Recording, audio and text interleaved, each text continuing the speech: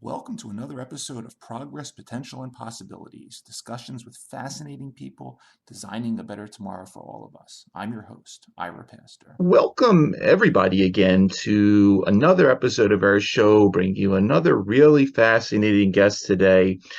Today, we have the honor of being joined by Dee Siren, who is a veteran adult entertainment professional. She wears many titles currently in the industry, including as a performer, a director, a producer, a sex educator, a content creator, and she's also the chief executive officer of her own studios, Siren XXX Studios.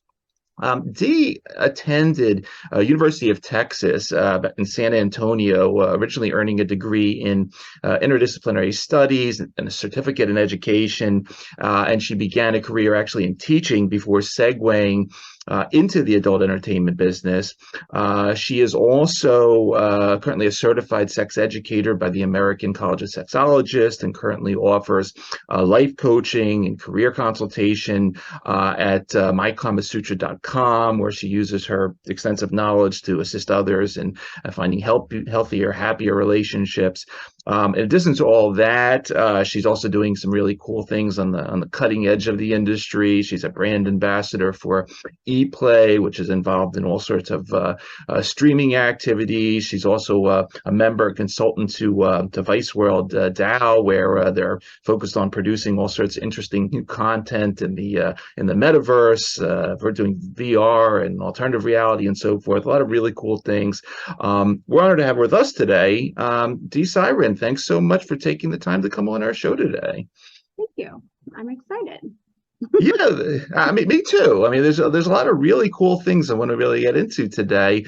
I would like to, as we typically do, though, sort of hand things over to you at the beginning, just to talk a little bit more about you, and if we could, I guess, start off from sort of the background, sort of when you were born, where you grew up, and a little bit up until 2009, where you first began to pursue sort of webcam modeling and so forth. If you could give us the beginning story, where all this began, I think that'd be a great way to start off.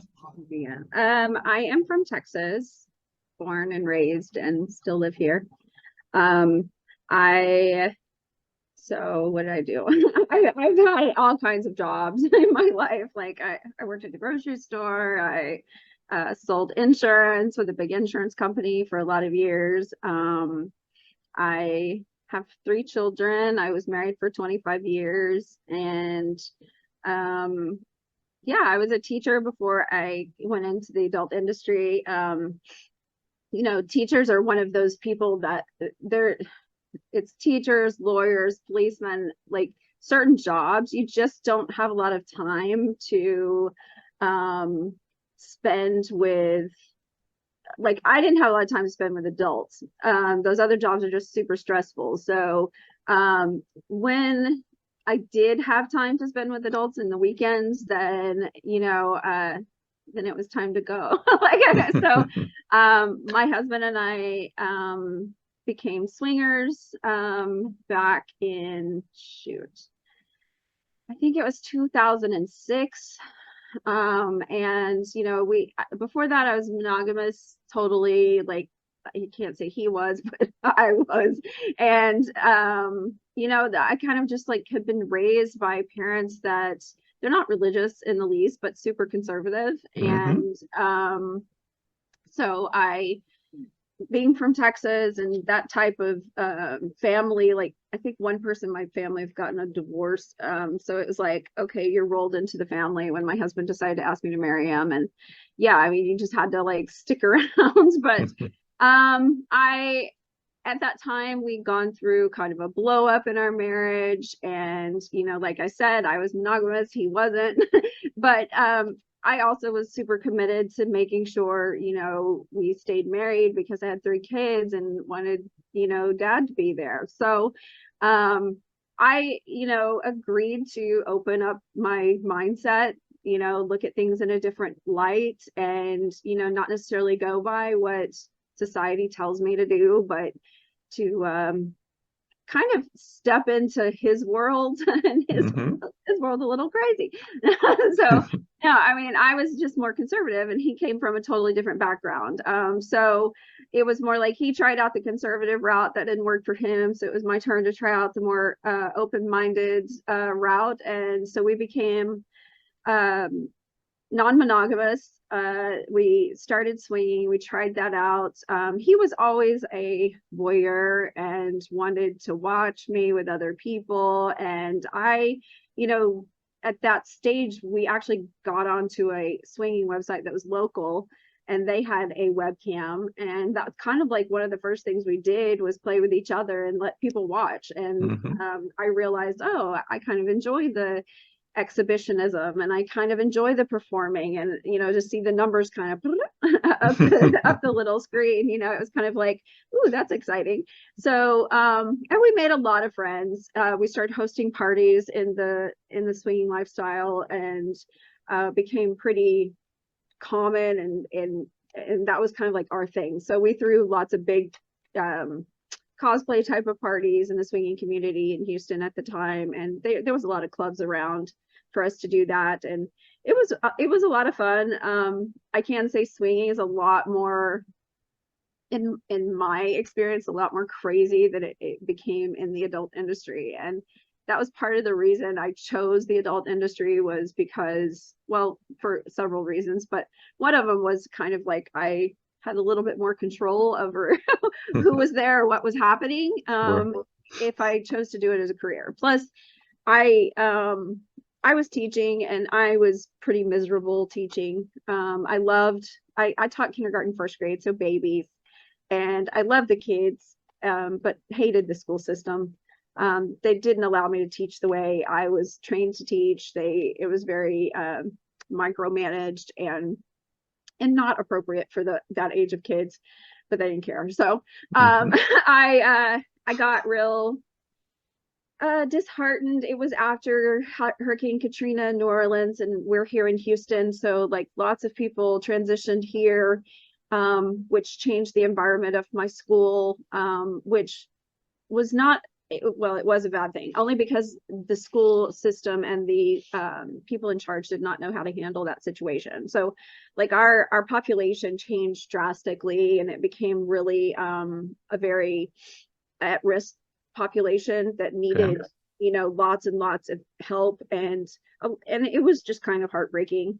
So after spending a year of just kind of chaos in the school system and not being able to really change anything, and not having support of administration, I just got fed up. And I think, you know, I think the swinging was kind of like an outlet to the stress of my life as a teacher. You just don't spend time with other teachers. They don't really do that.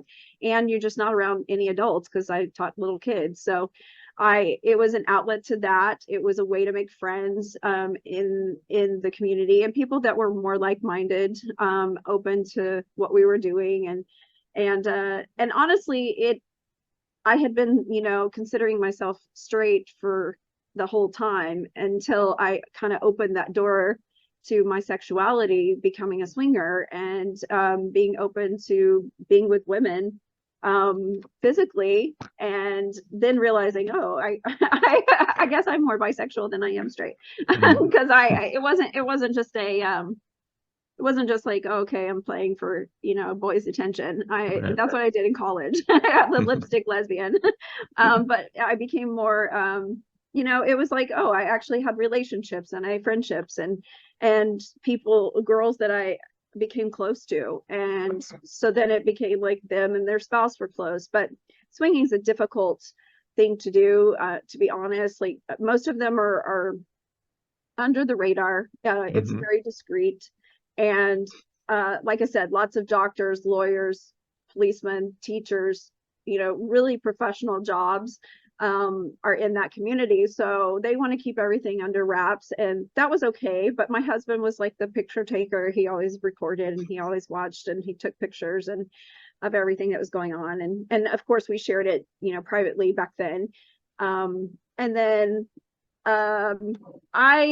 because of my job, I was so fed up, and I had a friend who was also a swinger, and she introduced me to webcam. She did it again under the radar, like no one knew that that's what she did. She just was like, hey, you want to give it a try? I know how much you hate teaching and you want to try something different. And back then I had little kids, and I would be so fed up from teaching that I didn't want to be with them. So my goal really was to be home with them. Yep.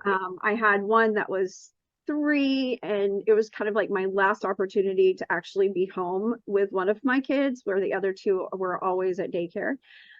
So I gave it a shot over a summer. I pretty much had already put in my head that I was going to leave teaching, but I, still waited, did it between, the end of school in May to like mid-July was when I had to make a choice.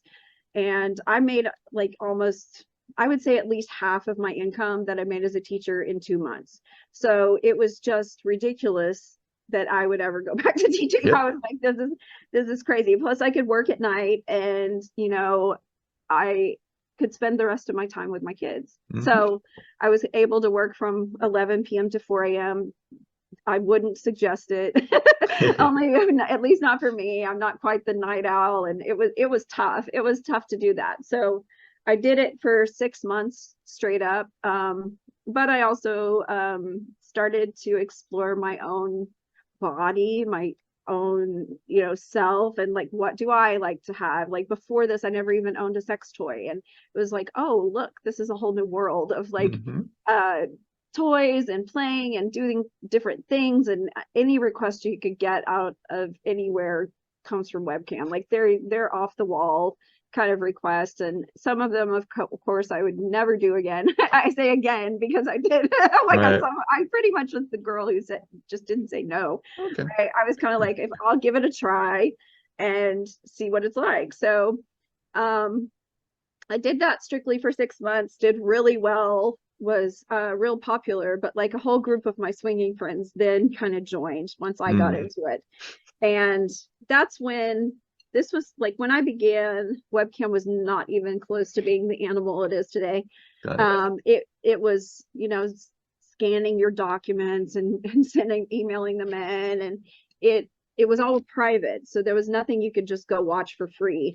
Everything was in a room. And so I did real well with the private stuff, because like I said, I would take requests for different things, and I did real well. But I don't know, at one point I think my husband took a picture of me and with some large object and I was hit up by Naughty Alicia. She's out of Tampa. She and her husband hit me up and were like, do you want to make a video with us? So my very first adult film was called Huge Holes 15. So it was all about huge toys, like just big, huge, crazy ass toys. And that was Alicia was considered the queen of extreme. So like it was just all these crazy big toys. And honestly, I never even used a huge toy before. I just agreed to the video, and then I was like, oh shit, maybe I should try out one of those toys. So I went and bought one, I think from Spencer's. I think it was like literally because I was like, where do I even get this? Like I have no idea. And there was no Amazon, there was nothing to like go and find these toys that online back then. So yeah, I mean, it was fun. I had such a good time. I built such a good relationship with her and her husband, and they kind of shared their secrets to success with us, on how to build a network, how to build a website, what way to go. And this is really before social media kind of popped off. Yeah. So Twitter was around, but even then, I don't think Twitter was so much around like at the beginning of that. It was just kind of like the beginning of all of it. And yeah, I mean that I started that way. Within, I think, a month, I went to Los Angeles, did an interview with Hustler, films for shoot. After that, everyone, Reality Kings Browsers. I don't think I ever filmed for Bang Bros. I did a feature, a parody of Roots, which was interesting. I did, shoot, really, what I would do is go and film for other people as marketing for myself, because that's what I learned from her, was to, you know, you don't want to film everything with other people. You want to make your own content. And Sure. this is before content creators existed. Like that's a new term. So yeah, I mean, I built a platform, and I built a network of websites later on. But at that stage, it was more about, okay, filming as much as we could together, myself and my husband, and then adding other people into it, and just starting to build a library of content. So it, I never kind of looked back. I mean, it was definitely with the flow of what my life was at the time. And I've always been someone who believes in my intuition, and someone who, you know, when other people decide to tell me what to do, or I follow somebody else's path, it just doesn't work. So I've always been one to say, okay, that I'm gonna kind of be out of the box, and well, I was always out of the box, but and just follow my own, you know, dharma, which now I understand and I teach. Yeah, that's pretty much how I got into the industry and started to grow from there. I like that point about intuition. I mean, Einstein said that was the highest form of intelligence, so there's something to it. But yeah, no, definitely. As you know, I was looking, and you brought us up to 2009 as your formal date for entering the industry, 2010. But it's interesting because, and I have over a decade on you, but thinking back, as you're born right in the middle of, I guess what was originally classified the golden age, right? So you had, all the performers from the 1970s, John Holmes, and everyone who came after that. Then we get the VCR in the 1980s. So now we can watch stuff at home. Then the 1990s come along, and we start having this pro-am stuff. And then everything explodes, and everything is available on the internet and so forth. And as you were just mentioning, now the webcam, and there's all this other stuff happening. Talk about a little bit about your experiences, sort of 2010 now. And I mean, what were some of the surprising things that maybe you thought, well, the adult entertainment industry is like this, but no, it's not. And you found out X, Y, and Z. Well, this is a lot different. Whether it was, the way, the studios were set up to, the screening. I don't know how much of the health screening that goes along with all this nowadays. But talk a little bit about some of the experiences and the surprises that you ran into along the way following 2010. Well, I mean, first of all, I really wasn't, I didn't watch porn. Like I wasn't a porn fan. That's not really who I am. Or, I mean, occasionally I watch it now. I kind of like gay porn, but I mean, I just don't, I wasn't a huge porn fan. Like my husband was, and we would watch it together. And before that, like, very first porn was like on a VHS, like you said, and it was a lesbian porn, and I was like, oh wow, and I saw it at my cousin's, or I would see the Playboy magazines in my cousin's bathroom that they had. And so like that's the first like experience in the industry that I had with it, and really I didn't have much experience with it outside of that. I didn't really follow many people. It's not like I was really into the industry at all. It really just came to me. It was more something that, I don't know. I know now I'm certified as a spiritual life coach, so I'm super like understanding of how these things happen, and that, you know, I kind of, my parents are atheists, so I was raised as nothing, and then it was like, okay, but I have a connection with my intuition. I have a connection with the universe kind of giving me information and telling me go this route, like it's okay, do this, do that. And of course I had, you know, conversations about my family, because it did change my family, it did change my life, it changed a huge part of my life. But yeah, as for the industry, at the beginning, it wasn't like, now you are capable of talking to people all over the place, so it's so much easier. But back then, there wasn't really anyone to like get you into the industry, at least not where I was in Texas. So the industry really was based out of Los Angeles, and everything was Porn Valley, like that's where everything was. And so, which is the valley right outside of LA. Sure. But it I didn't really know anyone there, and so it took me, I think really it took me just being offered this opportunity with Alicia. Once that was put out with Sticky Videos, is who it was through. Then it was just, my husband would chat online with people would see, you know, things because we posted pictures on chat rooms or blogs or things like that. And so finally I was approached by Hustler to do the interview. Once I did that, then it was okay, I just kind of opened the door to everything. We tried to find real people in the industry here in Texas, but honestly, there was nobody. Like they were all fake. It was all bullshit.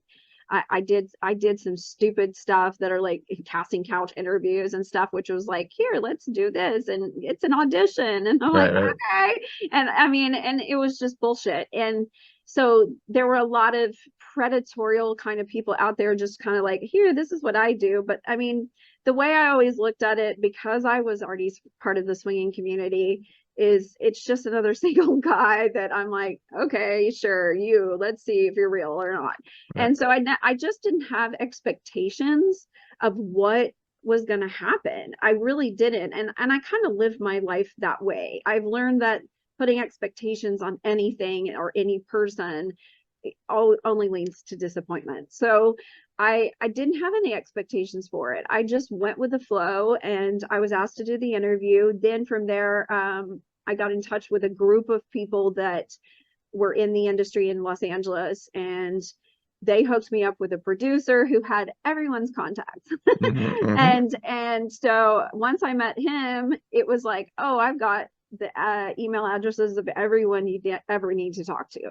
And so because of that contact, I was able to be in contact with everyone else. And what I learned is that in any entertainment industry, that's the most important thing, is the contacts, who you know, because you're not even going to get a foot in the door otherwise, at least not back then. Back then was like everything was on DVD. There was internet wise, I mean, it was starting to be released there, but it wasn't like huge back in 2009, 10, that the internet was like popping. I mean, other than my own website, which I started to build, that, you know, that took time to actually, you know, turn into something. But the actual working for other people, I was on Playboy Radio a lot. I did a lot of radio. I did a lot of which I totally enjoyed. As you can tell, I like to talk. And and I did yeah, the videos, like I said, I would go like once a month to Los Angeles. I'd stay for a week. I always had a very positive attitude about everything, because to me, it was like an adventure. I'd been a teacher stuck in a classroom forever, and it was like, wow, this is so fun. You know, I get to go stay in Los Angeles for a week and work the whole time and get to meet people and go to parties. And I did a party for HBO and I was on HBO for a breast cancer type of event. And I went to, and that was just from meeting other people and them saying, hey, you want to come along? Oh, you're in town. Now, what I did learn was, to be honest, that agents kind of suck. I signed up with several different agencies, and they didn't ever help me. They didn't really get me work. It was more about, here, let's see what people we can post on our website and say, these girls work for us. But most agencies really focus on maybe one performer, two performers, these top tier, these idea of perfect porn performers are the ones they'll put all their energy into, and everybody else is just kind of like, eh. And plus I wasn't local, so that made a difference. I did right away get a publicist pretty close to when I started, because again, it was kind of a group of people a photographer, some performers, the publicist, they were all kind of a tight-knit group of people growing within the industry that I kind of like became friends with.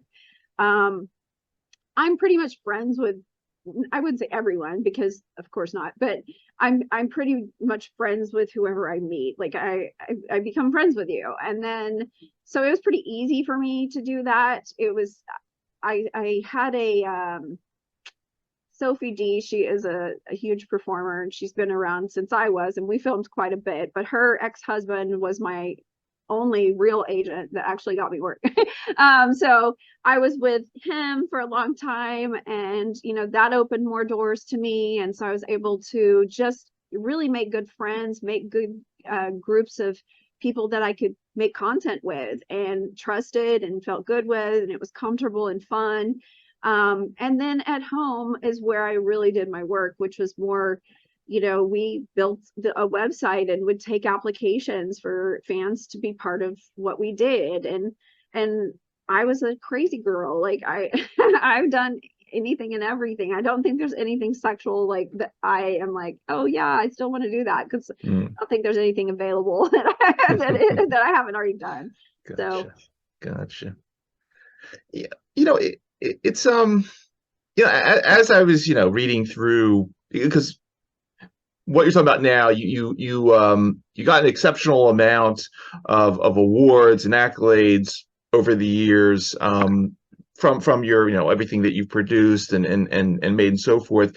However, sort of mid-decade, things change a little bit. You were in the car accident, and this sort of takes in a second path here, where you then begin to focus a lot more on the consulting and the teaching. As you say in materials, you move from teaching kindergarten kids to teaching their parents. And exactly.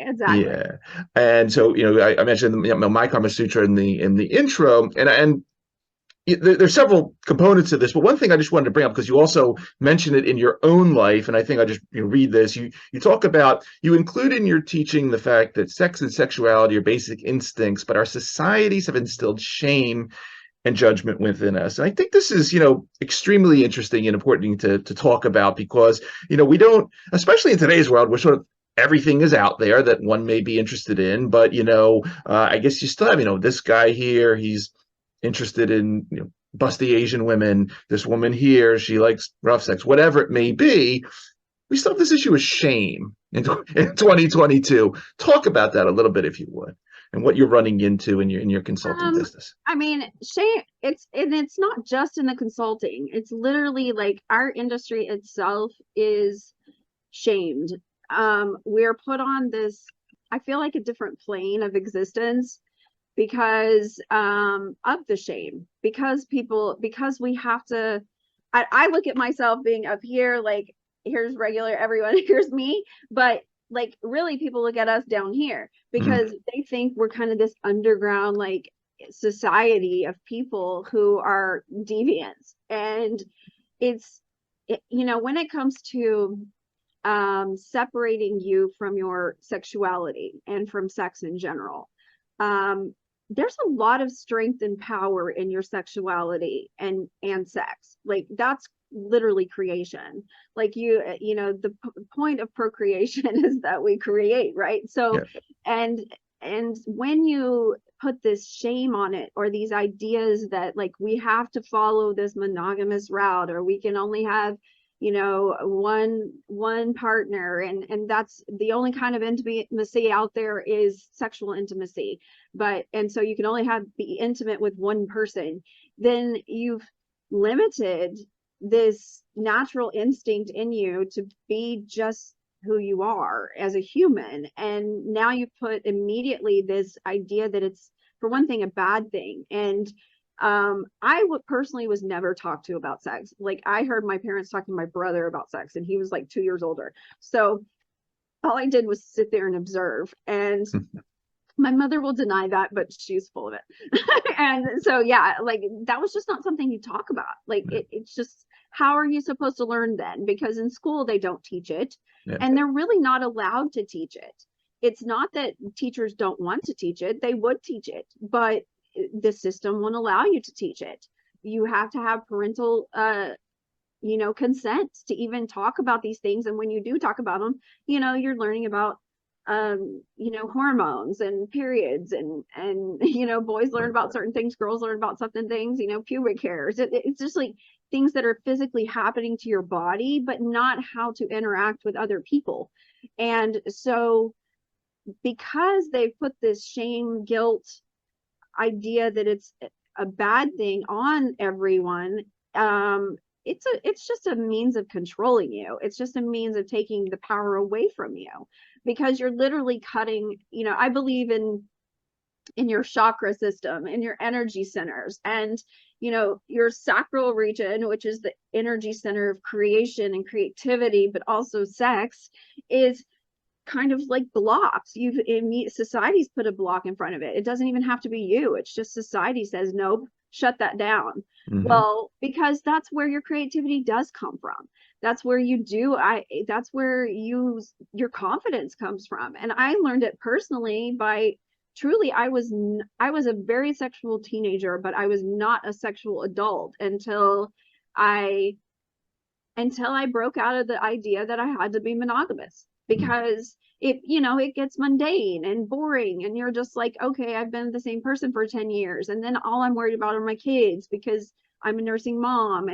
And so women lose themselves in being mommies, and men don't lose themselves because they can't create that. They can't create a human like a woman can. So there's a break in there, but because the sex becomes something that you don't really, women look at it as, I'm only supposed to do this if I'm with somebody special, because that's what we're taught.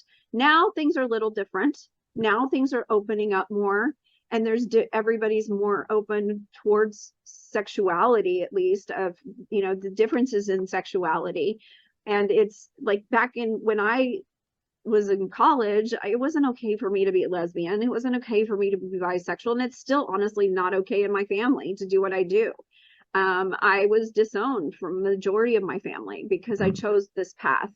I still have my parents, but like, even then, they're not okay with what I do. They just kind of tolerate it because they have grandchildren.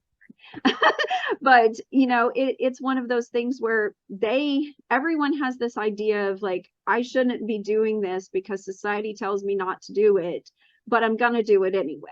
And I'm just gonna be a hypocrite and lie about it and say I don't do it. So, my whole opinion is, you are put here. This is, your carbon-based body here, but your energy is limitless, and your energy is what runs this system here. So why are we blocking our energy by saying, no, you can't do that? Because then your brain goes, I'm going to shut that part of me down, and I'm not going to do anything. So women, they disassociate. They don't want to be a part of something that they don't feel like doing, because in them, they don't have that confidence to feel like, oh, it's good for me to have an orgasm. It's good for me to play. It's good for me to explore my own body. It's good for me to even masturbate. Boys, masturbation's fine. Girls, nope.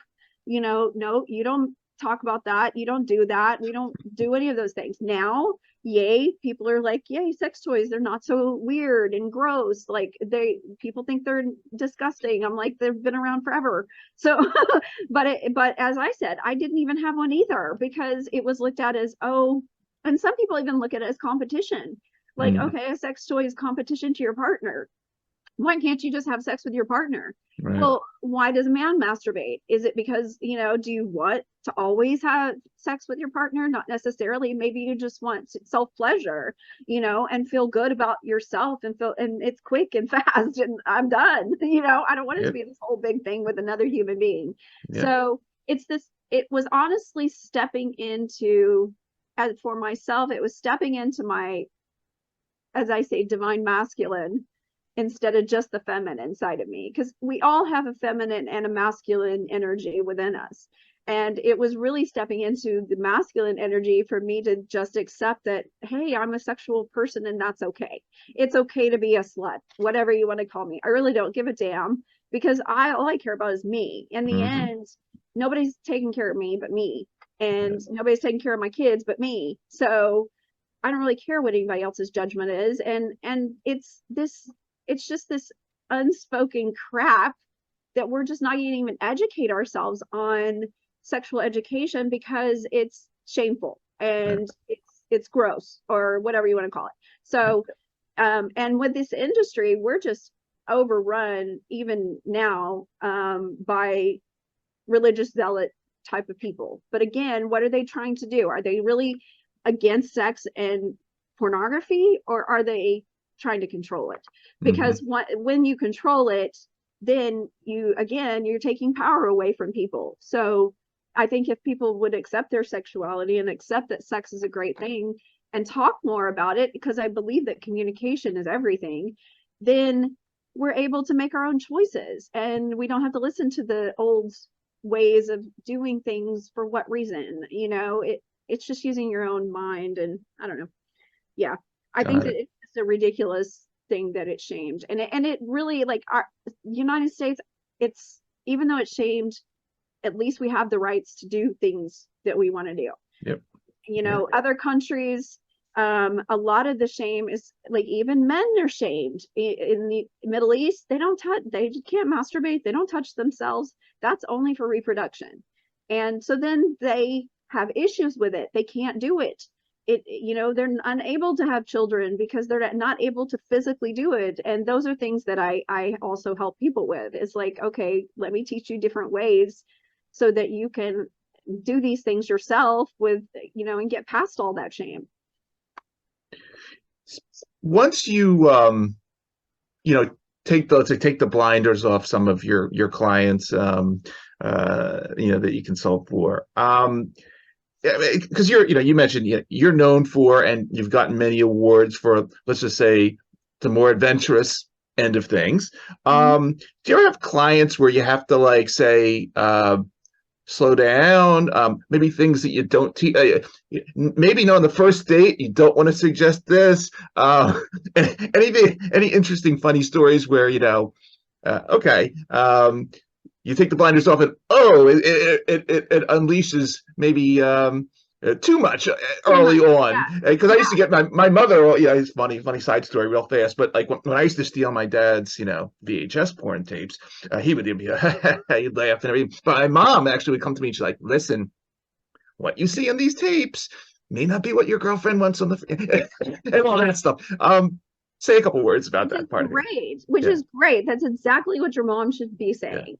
That it's entertainment, and it's not reality. It's not like, as you can well tell, like I don't have a sex swing. I don't, instead I have a whole yoga area, and like I don't spend my life, having sex and constantly talking about it. It's not even, to be honest, I don't really have sex that often anymore. I'm not married anymore, and I'm like, if I'm not in the mood, I'm not in the mood, and I don't know. The thing is that, like I said, when you block people from sex and sexuality, then they either choose to like ignore it completely and go overboard, or they completely block it out of their lives where it's not anything they want to even discuss or have anything to do with. But there's several problems, because people just don't really know what intimacy is. Intimacy to people is just sexual intimacy. maybe some physical intimacy with hugging or platonic affection, but even that is super limited in people. I mean, at least in my life, it was super limited throughout my whole childhood. Nobody really hugged each other. I do the opposite with my children. I hug them. I even though some of them don't like it, they're like, "Nah, mom, back off," Yeah, I do. But that's the thing, is like there's experiential intimacy and emotional intimacy and intellectual intimacy. So you can learn from each other by having a conversation and build a bond that way. And really the whole thing is connection. So intimacy, all it is connection. That's all it's about, is connecting and exchanging energy in some form or fashion. And I think that people just kind of go off. Like I do believe that you can lose some of your creativity if you are constantly masturbating. I think that you can lose that, and it makes sense if you really think of it as energy. Like if you're over here overworking a certain part of your body, you're going to lose energy. You're giving it away. And even on the internet, if you immediately pick up your phone and check it, then you're giving away your energy first thing in the morning. You wake up, check your phone, first thing in the morning, it's all given to everybody else. So it's just a matter of, everything has to be done in moderation. Everything can't be excessive and crazy. I am known for doing crazy shit, but again, I tried stuff. Some things I like, some things I don't. Some things I'm like, no, I did it back then, I'm not going to do it again. And you mentioned the accident. It of course changed everything. I broke my neck, so I've had like 5 surgeries over from 2014 to 2019. I was in recovery. I destroyed my shoulder, my neck, and eventually my foot because I have nerve damage. So, then sex took kind of a back seat. But on the other hand, I still included it. When I could, I did, and not just for work, even though I would record everything because that was kind of my thing. Like if I'm doing it, I might as well record it. So I think people can take everything in excess. Like it doesn't really matter. You can say, oh, I have a sex addiction. Well, not really. You don't have a chemical change in your body, what addiction to other things do, to rather when you are interested in having sex. Like you may have a uptake in dopamine and serotonin, but that's within your own body. And again, it's a natural instinct. I mean, like I say, it's a basic instinct. So, that's why the movie's named Basic Instinct. Like it's just part of us, and we should be exploring those things. We should be evolving with those things and growing with those things. And everyone lives their life in fear because that's how, again, we're controlled through fear. That's just how we control each other. It's how we control ourselves, is through anxiety and fear. And there's a lot of things you don't need to be afraid of. Just, pick the things you enjoy and find the things that bring you that joy and happiness in your life, regardless of what it is. Yep. No, excellent message. Dee, in addition to, all the recognition and the awards that you've gotten, I noticed that I think it was maybe last year or this year, you got this special recognition award for mental health awareness. And I was wondering if you could just say it, because I know, as part of your practice, you deal with not just physical, but, you talk about mental, spiritual, emotional stuff, which obviously sexuality has all these components. Talk about that award, if you would. What was the mental health awareness award that you got all about? I for a while, and I need to get back to it, but there was with X-Critic, which is a industry publication. There I have a blog, so it's basically it's basically a mental health blog on X-Critic, and I like to give support and like to offer other sex workers the support that they need, and explanation. Some of it can be business consultation, some of it can be mental health, but in my industry, because of the negativity that we get, it really puts a lot of pressure on you as a person. And I can honestly say that, myself included, I think the majority of people in the industry are pretty neurodiverse. And if you understand the neurotypical neurodiverse spectrums, They're people that are creative. They are people that are artists. And so you just have maybe some things that like social anxiety with other people, and maybe you don't, fit very well. You don't fit into the box of what society tells you to do. So, different, the majority, I would say 99.9% of people have anxiety. Like that's just innate in being human. But other mental health issues, you shouldn't be afraid to share and talk about those things. There shouldn't be a stigma that's been on it forever. And I've learned, through studying and classes and really looking at different perspectives of not just a clinical psychology perspective, but looking at things holistically, that a lot of disorders are caused by trauma, are caused by childhood trauma. And because people think, there's big T trauma, there's little T trauma.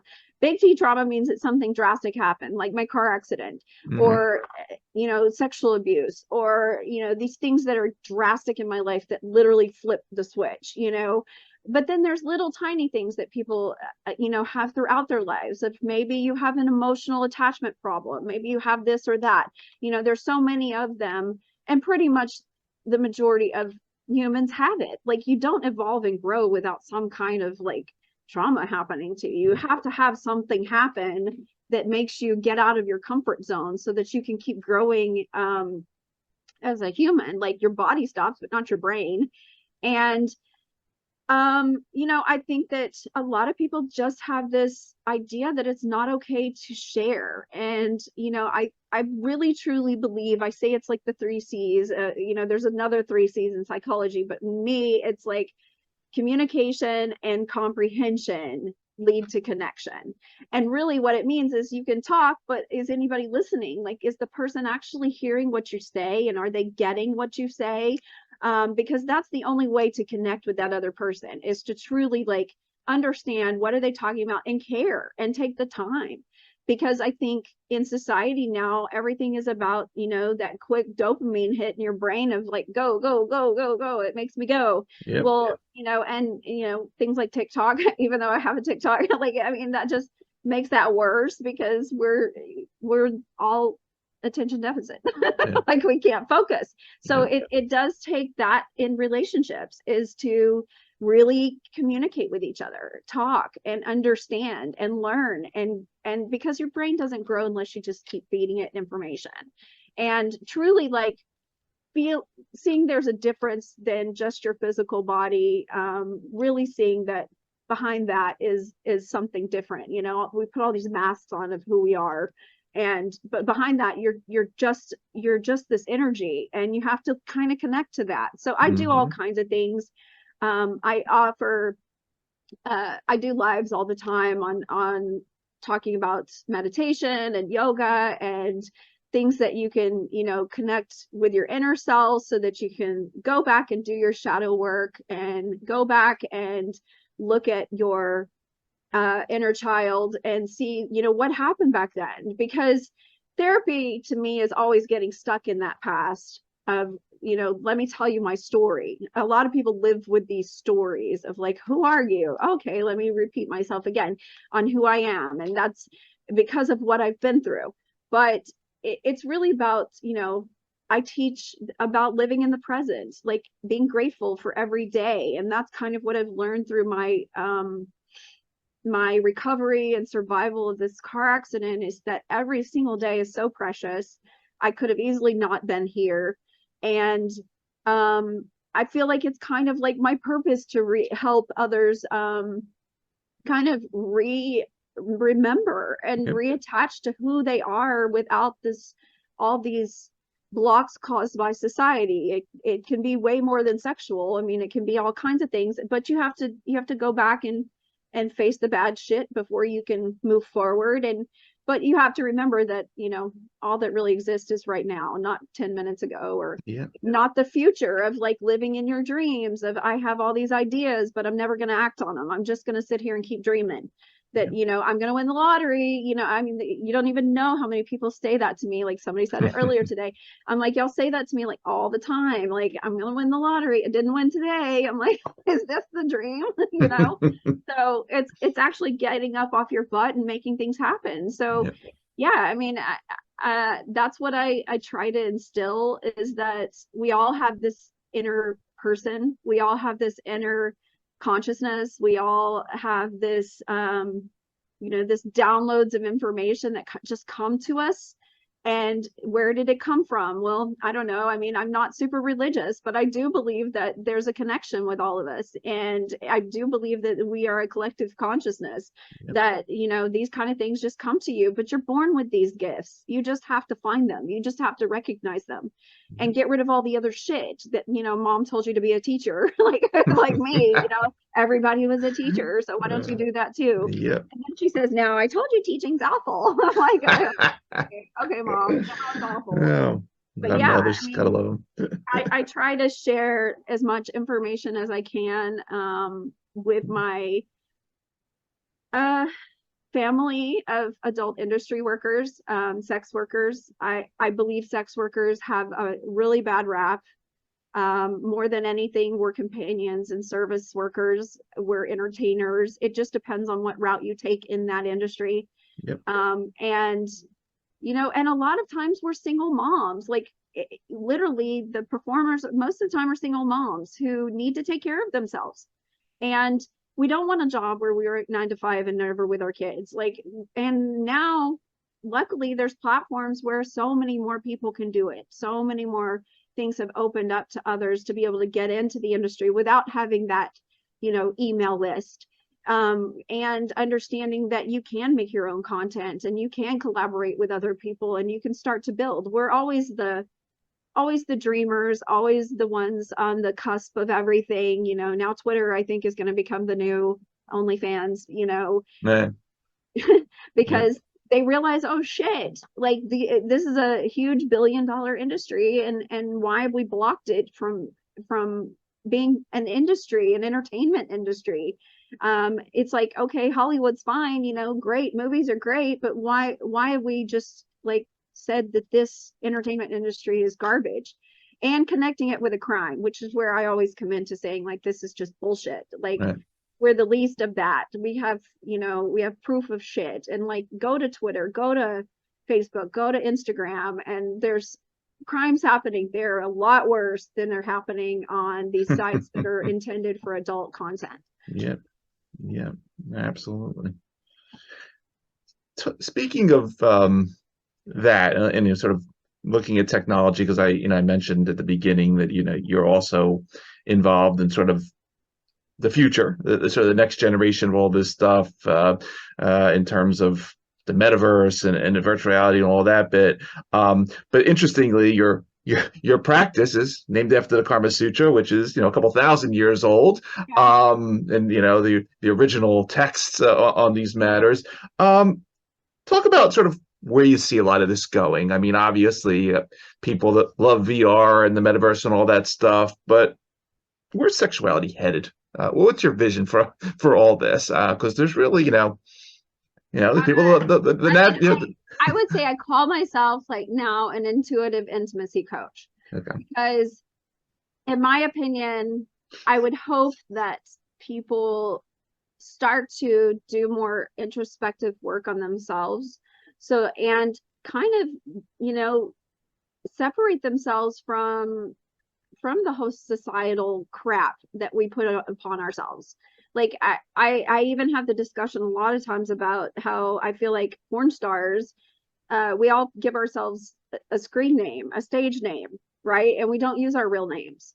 But why? Like actors don't, they're not always that same character.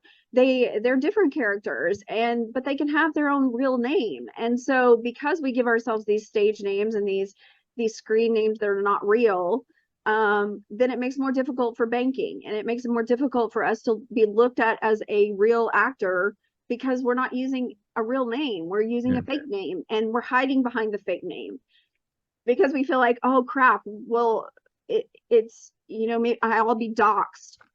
is what they say, is, you'll be called out for who you really are. And, in my coaching practice, I started to use my real name. I was like, I don't know why I'm afraid of this. I don't know why I'm afraid of me. I don't know why I'm afraid of being a strong, powerful sexual woman who made her choices. Like, why am I saying I have to be Dee Siren instead of Scylla Kavanaugh? Like, I'm fine saying my name, but like, I mean, and that's something that took a while for me to break, is that understanding of like, why am I afraid of this? And instead of just explaining that we're all business owners in this industry, we're all people who choose this openly. It's consensual as adults. And I feel that's the thing with society in general, is that I hope that by accepting, and some of my friends say that, by accepting porn stars, we'll save the world. Because I mean, what it is saying, I accept sexuality, and I accept sex, and it brings about creativity and peace. It doesn't bring about anger and hatred and power and strength. Those are not the things that come with your sacral chakra. It brings about your love and peace and connection and empathy and creativity. And these are the things I feel like are trying to be held back. So I hope the world will start realizing, oh, okay, that's where it comes from. So I'm not afraid of it anymore.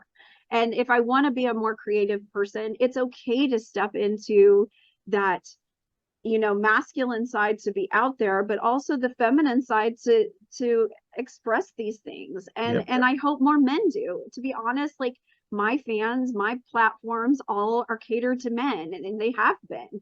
And then their partners, which, I have lots of couple people that enjoy what I do, but the majority is men. And as a coach, I hope I can help men realize that, it's okay to accept the feminine side of you. It's okay to express your emotions. It's okay to heal. It's okay to be empathetic and connect to somebody truly, that it's not just a sexual act. Because for years I said, oh, I have sex and I don't have any emotion towards it. Well, that's not true. Like, I was kind of denying myself my truth. And it was because of my partner. It was a rule, like, you can't be emotionally connected to someone else. And then I realized, wait, emotions are just energy in motion. So how can I say I'm not sharing energy with somebody? That's not true. Like, sexual experiences are intimacy. So is talking. And you're always going to share energy. Like, you can't be like, I block off all my emotions, I don't feel anything. Well, that's just bullshit. Like, you do, and you're just telling yourself that. Right. And why? Because I'm supposed to have one partner I should feel something for, right? Well, no. Like, or one over somebody else. Like, I'm too complex as a person, you're too complex as a person for one person to ever meet your needs. That's why we have other people in our lives. And you can't expect another person to meet all your needs. You need to share that. Now, does that mean you have sex with everybody? Not necessarily. Like, that's your choice. But I do consider myself polyamorous, but more than anything, I consider myself more sapiosexual, which is I'm just interested in your brain. So like, I find that sexy if you're smart. So it's not a physical trait thing for me. Gotcha. One last thing, and I really appreciate all the time you're spending and educating us on all this, but a couple of years ago, there was actually an article. It was on the front page of the New York Times, and it was talking about how, and I know the order, about how the MILF, the cougar, and all the other sub themes along sort of the aging, let's say, trajectory have really taken off as sort of a niche, let's say. And there's sort of this topic of longevity, healthy aging, which fits into a lot of some of the things you consult on, is a hot topic for us. And I was just kind of interested in you've laid the groundwork for a lot of this, and I'm just interested in are you seeing? You mentioned your mother. I mentioned my my parents along the way, but sort of anything interesting happening on sort of the healthy aging front as pertains to sexuality and some of what you see in your practice and consult on. I see, like I said, there's still this old information that we are stuck with, that people get stuck with, that they can't get past. Well, I become a mom, so then I'm not sexual being anymore. Or I become a grandma, so how can I do that? Like, what kind of influence am I going to be for my kids? Well, hopefully your influence is that you're a person, and you're human, and you're open to them asking you questions and being able to share that information with them, and actually teach them because you've learned some wisdom, and because I think the MILF, what, gilf, cougar, whatever the heck you want to go with, like, that's more popular because people go, oh wait, wow, that person has a lot more experience. Yeah. Like I said, I was married for like 25 years, so like, I don't know, my experiences were always with my husband. But now that I haven't been married for 2 years, I really don't date. But on the other hand, like, I get tons of guys that hit me up that are way younger actually than me, and I don't know. I'm not big on younger people, but I get it. Like, they just want somebody that's more experienced and want somebody that actually knows what's happening and is open to these things. Because I think when you're younger, you have a certain life path that you feel like you have to follow. You go to school, you graduate from high school, you go to college, you get your degree, you meet your girlfriend, you have, you get married, you have the 2.5 kids or whatever. Like, there's a path that people put themselves on, just depending on your culture. And I think that, you get past that and you realize, oh shit, you have a point in your life where you go, there is no path. There is no real way I'm supposed to do this life. Like, this is my story to tell. This is my book to write. This is my movie to make, and I'm the producer. So what does it matter what this path that I'm supposed to follow is? And why is it that women of a certain age are no longer sexual? Actually, my sexual peak has been like in my 40s, and I didn't even become a porn star until I was 35. So like, I'm almost 50. I'll be 50 next year. So 15 years of my life, that's the most sex I've ever was later, not back when I was, being young mommy who had to take care of the kids, and that's all she thought about.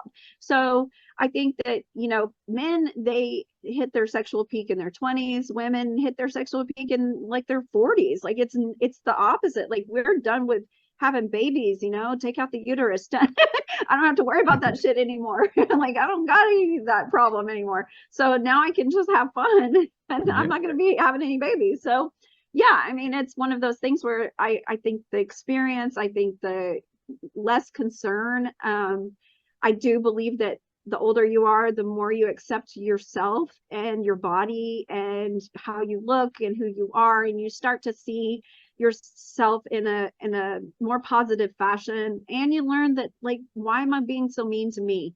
And if you do the work, you don't have to wait until your 40s. You don't have to have this great big blow up in your life to wake you up and realize, oh damn, like, how am I treating myself?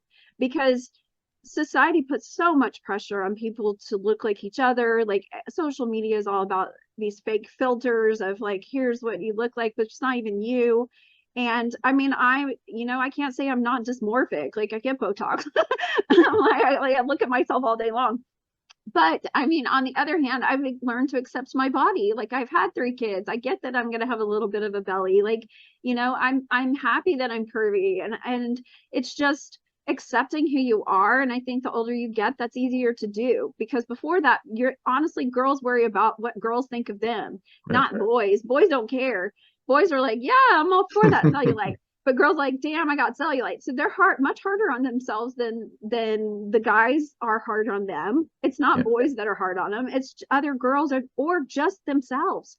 So it's just accepting who you are. And I think as you get older, that's something that's easier to do, because you've been through more and you realize, shit, I earned these scars. I earned these stripes. Like, I'm okay with me. And you know what? It's okay to feel this way, because I live myself, grateful. I'm just grateful to be here. Like, not everybody gets the opportunity to be 50 years old, I mean, so I don't know. I think that's a big part of it. And because sexuality in itself is who you are, sex in itself is just how you feel, and can you just be present in the moment to have a good time and not, put all this other pressure on you to be something that you're not. Awesome message. Really awesome message. Really, really great stuff, Dee. I so much appreciate you sharing all of this knowledge with us. Going to continue to follow you and all these new initiatives that you're planning.